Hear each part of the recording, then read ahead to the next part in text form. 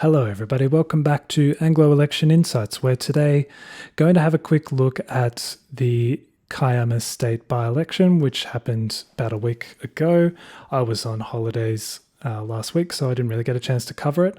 And I just wanted to give my thoughts in terms of what it represents as far as the statewide picture goes and why this by-election perhaps represents more of a reversion to the norm in this particular seat after Gareth Ward really upended the local political scene here over the last decade. So we'll start here with the results, which aren't completely final, but are pretty conclusive. We can see Labor way ahead with 37% of the vote, the Liberals well behind on 26%, and then we've got the Independent, the Greens, and then the rest coming in afterwards. Labor winning the seat by about 10%, so a pretty comfortable win. And what was interesting was that around this time, Resolve released this poll of New South Wales state vote intention, which showed remarkably similar primary votes for the three major combatants, 38% for Labor, and then the coalition down on 28%. It's always going to be a problem for the coalition if they're trailing Labor on primary vote, but to trail them by 10% represents a really serious issue for them. We can see here in the 2023 election a couple of years ago now, the coalition did actually trail Labor, but only by about 1.5%. And then the two-party preferred ended up being about a 4.3% win for Labor, whereas this would represent probably about a 5% swing to Labor statewide. So going back to the by-election, what does that tell us about how the state government is tracking, and is there any kind of context or history that might inform that?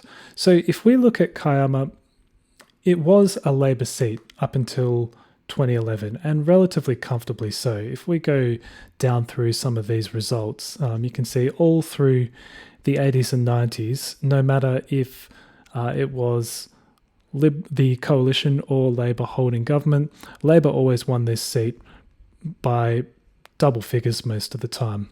You can see all through the 90s and the early 2000s. And then 2007, a year which Labor won the state two-party preferred by 2.3%. They won the seat of Kiama by 12%, with the Labor candidate winning a majority of primaries, 51% there. Unfortunately, I don't have Legislative Council data to compare that with as well, but going forward, we do have access to that data. So this gap in terms of Kiama voting about 10% to the left of the state was pretty normal, I would say. If you go right back through, generally Kiama voted somewhere around 10% to the left of the state at large. That was normal.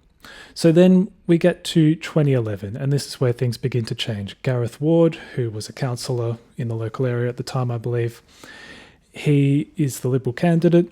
Obviously, the state Labor government is in dire straits. They have a disastrous election. They lose pretty much every seat that they held. Not everyone, obviously, but a lot of very safe Labor seats tumbled and ended up being Liberal or coalition seats by the end of that night. And Kiama was no different, with an independent on the ballot getting 13%.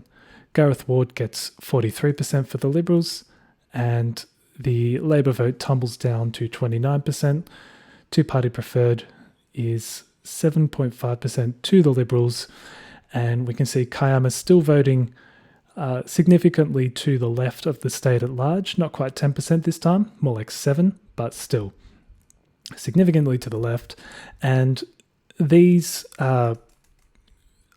lower house results kind of mirror what happened in the upper house as well. So not much of a difference between Gareth Ward's primary as a Liberal candidate and the Liberal Party vote at the upper house. So then things begin to change. We go forward to 2015. There's a slight redistribution that adds about 1% to Gareth Ward's margin. Now in 2015, we have about a 10% swing from from the coalition back to Labor. As a result, quite a few seats that are traditional Labor seats flip back to the Labor Party, but Kiama was not one of them. In fact, Gareth Ward manages to increase his primary vote 9 percentage points up to 52%.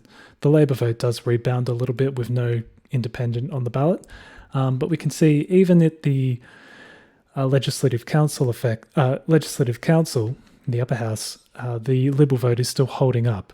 It hasn't surged like Gareth Ward's personal vote has, but it is holding up. By this point, I think Gareth Ward had already started to accumulate a reputation as being an effective and popular local member. He was able to claim credit for a lot of local infrastructure projects. And yeah, he had that reputation about him. And in 2019, this is where we can see it really bears out. So once again, despite a swing against the coalition at the statewide level, Ward increases his primary vote once again, but now we can see a divergence appearing between his personal vote in the seat, which is going up despite a swing against at the state level, whereas at the upper house, that is starting to wane for the Liberals and follow the state trend down. So he's opened up basically a 20% difference between his personal vote as the MP and the Liberals or the coalition's party vote in the area. And the other thing that is flipped is that Kiama has gone from a seat that votes to the left of the state at large quite significantly to one that is voting significantly to the right of the state at large. And then finally in 2023, this is where it all changes. This is a wild year as far as Kiama's electoral history goes. The Liberal vote collapses because they've disendorsed Ward and he's on the ballot as an independent. Labor's vote surges, and we can see here at the upper house level, the Liberal vote continues to collapse and Labor basically absorbs all of it. And that's where this gap on primary vote appears. The two-party preferred figure here isn't really indicative of much because Ward himself managed to get 38% of the vote and a lot of that exhausted rather than flowing through to the Liberals as preferences. So despite having criminal charges hanging over him and the disendorsement and everything that went along with that, the voters of Kiama were still happy for Ward to continue on as their member. He won a very narrow victory over Labor. And yeah, at this point, it's sort of anyone's guess what might have happened had Ward run as the Liberal candidate again without those allegations hanging over him. You know, he might have increased his primary again. Who knows? But to me, this was the canary in the coal mine. The Liberal vote collapsing in the upper house and the Labor vote surging.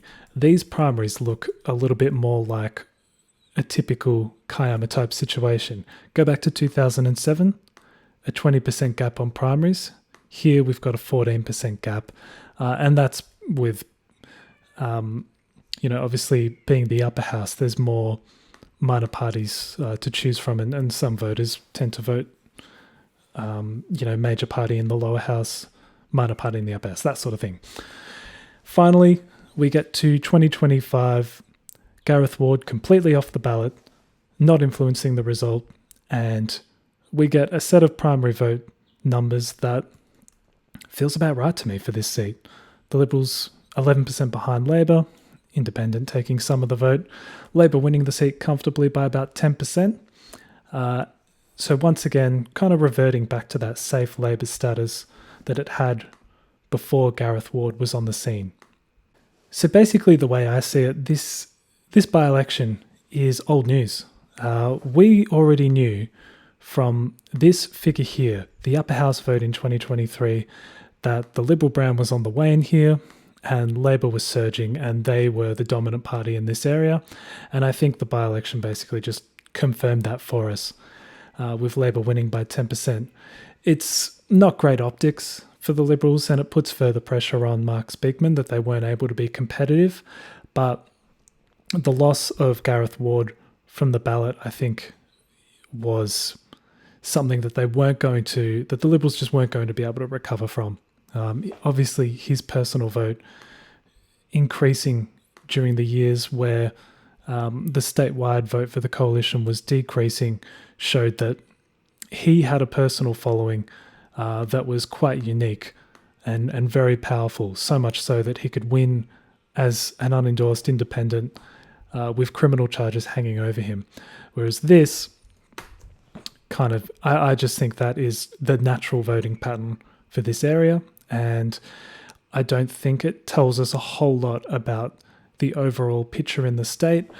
It does mean that in order for there to be a statewide swing to Labor, it means that Kiama is voting a little bit less to the left of the state at large than it was in 2007, but with all the tree changes and retirees and whatnot moving in, as well as a bit of a realignment in terms of working class voters that might have affected moves in the Albion Park area and perhaps even north of Nowra. Maybe that's to be expected. So overall, not a disaster for the Liberals, not a massive endorsement for Labor, who, that primary of 37% is a long way short of what they used to get, which was generally in the low 50s. But at the same time, with an independent on the ballot and, a pretty busy ballot overall, you would expect the major party vote to be down slightly. I don't think, like I said, it's old news. We haven't learned anything massive here, other than that there isn't a backlash against Mins, and that the Liberal brand is still sort of holding up, I guess, from 2023. There's not been a further collapse since the last election. So nothing major to report, but I thought I would just add some of that historical context to the result and kind of let you guys know that my thought is that nothing big has happened here. So I hope you guys enjoyed that little update. I'll have another video up this week about the Federal Liberal Party or the Federal Coalition and what they might need to do in order to put together a winning coalition of voters over the next few cycles. And I'm also going to start a new series where I do an Anglosphere polling wrap-up. I'm going to try and do it every month, where I cover the polling news from all the major Anglosphere nations that I cover elections in. So thanks everyone. If you're enjoying the content, please subscribe to the channel if you haven't already, like the video, and comment your thoughts below. Thank you.